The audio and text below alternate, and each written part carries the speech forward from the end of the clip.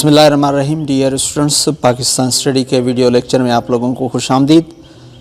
आज हमारा तीसरा वीडियो लेक्चर है और वीडियो लेक्चर में आज का टॉपिक जो है establishment and evolution of an Islamic society in the sub continent, यानी बरे सगीर में इस्लामी माशरे की बुनियाद और उसके बाद इर्तिका। आज का जो हमारा लेक्चर है इसको हमने 3 पोर्शन में डिवाइड किया है। यानी एक हिस्सा ये है कि अरबों का बरसगीर के साथ तिजारत के हवाले से ताल्लुकात, और फिर अरबों के जो हमले वैसे किसी किताबों में है 17 भी है और किस में जो है 13 भी बताए जाते हैं, तो ये उनके बाद हमले करना। और तीसरा जो है पोर्शन वो ये है कि मोहम्मद बिन कासिम का सिंध में इन्वेंशन और यहाँ इसको हमला करना। तो ये आज हमारा जो है टॉपिक, इसको हमने कितने हिस्सों में डिवाइड किया है? 3 हिस्सों में। The Arab traders had established commercial contact with the South Asia from the ancient time before the advent of Islam। अरबों के जो बरसगीर के साथ ताल्लुकात थे इस्लाम से आने से पहले, यानी इस्लाम के आने से पहले। अब यह है द कॉन्क्वेस्ट ऑफ सिंध। अच्छा, सिंध को फतह करना, यानी कुछ उनकी जो है रीजन्स थी जिसकी वजह से, जिसकी बेसिस पे सिंध पे हमला किया गया। ये एक बार फिर मैं रिपीट करूं कि सिंध में जो है हमले जो है वो कई बार किए गए थे। ये मोहम्मद बिन कासिम वाला हमला एक हमला नहीं था। दोबारा रिपीट करूं कि इसके ऊपर, यानी सिंध में कभी किसी मुख्तलिफ़ किताबों में 13 भी बताया जाता है, 17 भी बताया जाता है। तो Sindh was ruled by the राजा डाहर इन दोज डेज। अच्छा, ये उन दिनों में सिंध में जो हुक्मरानी थी, जो बादशाह थे वो राजा डाहर थे, जिनकी जो है हुक्मरानी थी। अच्छा, the state of Sindh was very extensive in those days. जो इस वक्त सिंध की जो है जोग्राफ़ी है, सिंध की जो लोकेशन है, कराची से लेकर कश्मीर तक, ये सिर्फ ये जो आज वाली सिंध है ये नहीं, बल्कि ये जो है वो किताबें बताती हैं, जो हमारे एक्सपर्ट्स हैं वो बताते हैं कि ये सिंध जो है कराची और ठट्टा अरबी समंदर से लेकर फिर मुल्तान तक जो है इनका एरिया था। तो ये बहुत वसी थी सिंध, और इनके कुछ रीज़न्स थे जिसकी वजह से अरबों ने सिंध पे हमला किया था। क्या रीजन्स थे? The following reasons for the Arab invention on Sindh. पहली एक ये वजह थी कि कुछ इन 703 सम अरब rebels and murders of Mecca governor came to Sindh for shelter. कुछ अरब जो है वो बागी और कत्ल करके एक मक्के के जो गवर्नर थे उनका कत्ल करके कुछ अरब, यानी उनमें से कातिल भी थे और बागी भी थे, दोनों फिर जो है वो पनाह लेने के लिए सिंध की तरफ आ जाते हैं। ये कब की बात है? 703 की बात है, जब कुछ अरब बागी और कातिल किसके, मक्का के गवर्नर हैं, उनको कत्ल करके फिर 703 में सिंध में पनाह लेने के लिए आ जाते हैं। अब जो है कि तो इसमें जब पनाह लेने के लिए सिंध में आ जाते हैं तो फिर उस वक्त गवर्नर जो होता है हिजाज बिन यूसुफ, वो राजा डाहर को रिक्वेस्ट करता है कि भाई ये जो आपके पास कुछ बागी आए हैं, कुछ कातिल आए हैं, हमें वापस कर दो। तो फिर वो उसमें जो है वो किताबें लिखती हैं कि इनकार किया गया था, जिसकी वजह से वो हमले करने के लिए हिजाज बिन यूसुफ तैयार हो गए हमला करने के लिए। और दूसरी मेन चीज़ जो है जिसकी वजह से मोहम्मद बिन कासिम यहाँ सिंध में आए थे, वो कौन सी वजह थी? वो ये थी कि Arab ships returning to Arabia from Sailun. اب سائلون یہ جملہ ہے، word were captured by the pirates of Debil. مین وجہ یہ ہے جس کی وجہ سے محمد بن قاسم 712 میں سندھ پہ حملہ کرنے کے لیے آتے ہیں اور سندھ میں حملہ کرتے ہیں۔ کیا ہے کہ کچھ جو ہے اس میں یہ ہے کہ ایک کشتی، کس کی ہے کشتی؟ وہ عربوں کی کشتی ہے جو سائلون سے مراد یہ ہے کہ یہ پرانا نام ہے سری لنکا کا، اس وقت جو سری لنکا کا نام ہے اس کا پرانا نام جو ہے وہ سائلون ہے۔ تو آپ کو میں نے پہلے اس لیکچر میں بتایا تھا کہ عرب تاجروں کے تعلقات جنوبی ایشیا میں قائم تھے اسلام کے آنے سے پہلے۔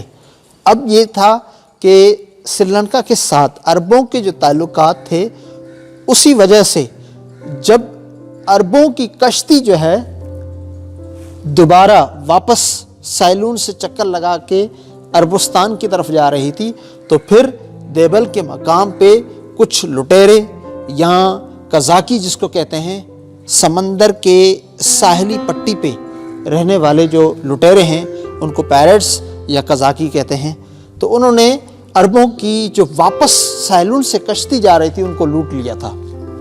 یہ مین وجہ تھی۔ تو دو حملے اور کیے گئے تھے حجاج بن یوسف کی طرف سے۔ کیوں کیے گئے تھے؟ اگینسٹ دی راجہ ڈاہر۔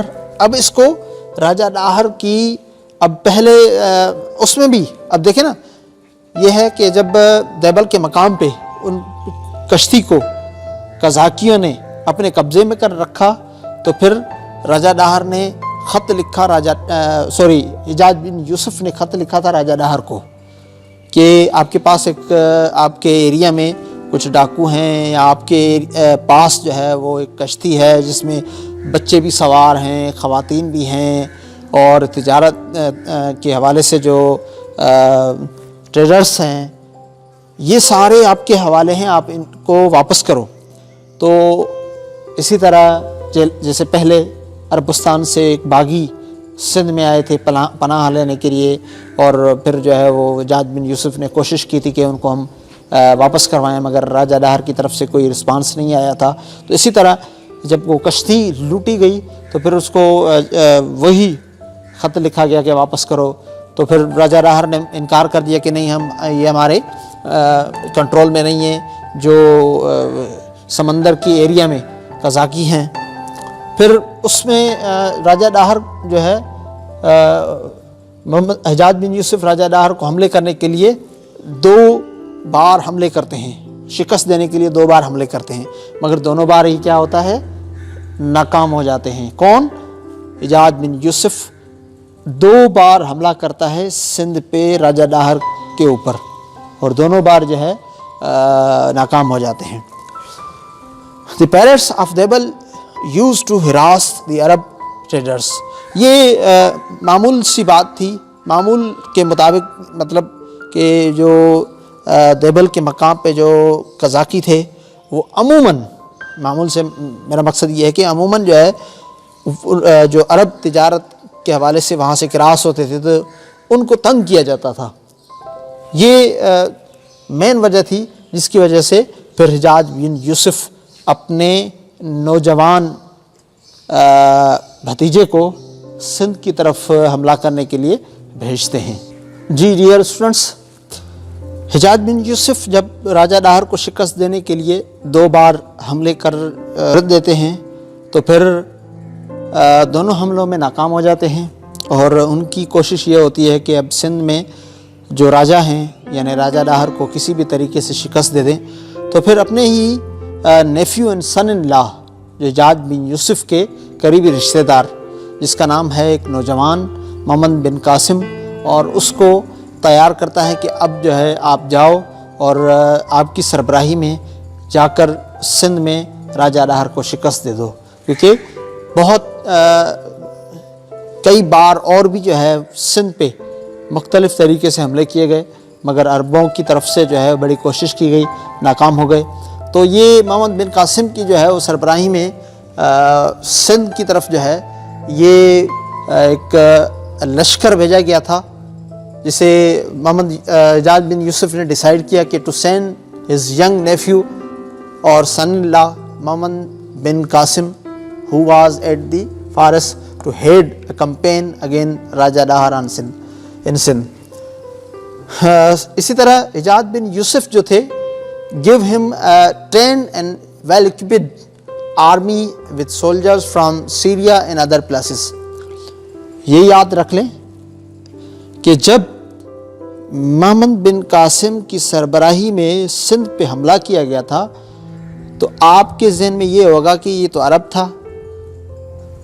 تھا بالکل، مگر جو پوری اس کا جو لشکر تھا اس میں سب عربستان کے لوگ نہیں تھے، اس میں سیریا کے بھی لوگ تھے اور دوسرے بھی جگہ سے، دوسرے ممالک سے بھی لوگ تعلق رکھتے تھے، بڑے ویل ایکوپائڈ، ویل تجربے کار، بہت اچھے. ان کو جو ہے وہ اس حملے کرنے کے لیے شامل کیا گیا تھا کہ اب سندھ میں حملہ کرنے جا رہے ہیں، تو مختلف مقامات سے، مختلف پلیسز سے لوگوں کو اس جنگ کرنے کے لیے اس آرمی میں شمولیت، اس کے ساتھ جانور جیسے بڑے اچھے خاصے تگڑے گھوڑے، اس قسم کے جو ہے وہ ساز و سامان پورا، یعنی جنگی سامان ان کو محمد بن قاسم کے حوالے اور اس کی کمانڈنگ میں دیا گیا تھا.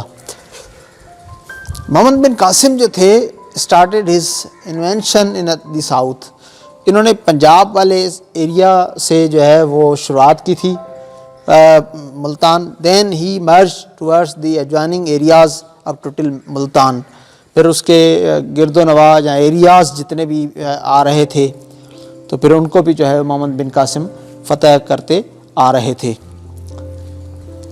محمد بن قاسم چیلنج راجہ ڈاہر ان 1712. یہ گرمیوں کے مہینے میں مختلف کتابیں لکھتی ہیں کہ جون کے مہینے میں راجہ ڈاہر جو ہے کے ساتھ محمد بن قاسم نے چیلنج کیا تھا، یعنی جنگ کی تھی. یہ مسلسل جو ہے 6 دن تک جنگ جاری رہی تھی. کتنے دن تک؟ محمد بن قاسم اور سندھ کے راجہ یعنی بادشاہ جو تھے راجہ ڈاہر کے ساتھ جنگ جو لڑی گئی تھی وہ کتنے دن تک؟ 6 دن تک، مسلسل 6 دن تک سندھ پہ حملہ کرنے کے لیے، جنگ کرنے کے لیے، سندھ کو فتح کرنے کے لیے جو نوجوان کمانڈر محمد بن قاسم جو تھے انہوں نے مسلسل، یعنی اب اندازہ لگائیں کہ جو راجہ ڈاہر تھے مضبوط تھے، اب جو جنگ لڑی جا رہی ہے مسلسل 6 دن تک، تو 6 دن بہت ہیں جنگ لڑنے کے لیے، 6 دن بہت ہے. اس میں ظاہری بات ہے دونوں طرف جو ہے وہ مقابلہ، تو پھر ان کے بھی جو ہے لوگ بڑے مضبوط تھے، ان کے بھی جو ہے محمد بن قاسم اور راجہ ڈاہر کے جو لوگ تھے وہ بھی اچھے خاصے مضبوط تھے. تو یہ جنگ جو ہے وہ جون کے مہینے تک راجہ ڈاہر واز کل. اب اس کو شکست جو دی تھی یا اس کو مارا گیا تھا راجہ ڈاہر کو جون کے مہینے 712 میں مارا گیا تھا. اب جب راجہ ڈاہر کو مارا گیا جنگ کے دوران تو پھر اس کی بیوی جس کا نام تھا رانی بائی، انہوں نے محمد بن قاسم کے ساتھ چیلنج کیا تھا. After the death of Raja Dahir his wife Rani Bai challenge with Muhammad bin Qasim, یعنی ان کو جب محمد بن قاسم نے راجہ ڈاہر کو شکست دی تھی تو شکست کے بعد جو لوگ تھے یا ان کی جو بیوی تھی رانی بائی، انہوں نے خود کو لیٹ ڈاؤن نہیں کیا، پھر بھی مقابلہ کیا. جب مقابلہ کیا اور اس کو اندازہ ہو گیا کہ ہم یہ جنگ جیت نہیں سکتے، تو پھر انہوں نے اپنی ہی خواتین کے ساتھ خود کو جلا دیا تھا، مگر جنگ میں خود کو لیٹ ڈاؤن نہیں کیا تھا، شکست تسلیم نہیں کی تھی، بس اتنا کہ انہوں نے خود کو جلا دیا.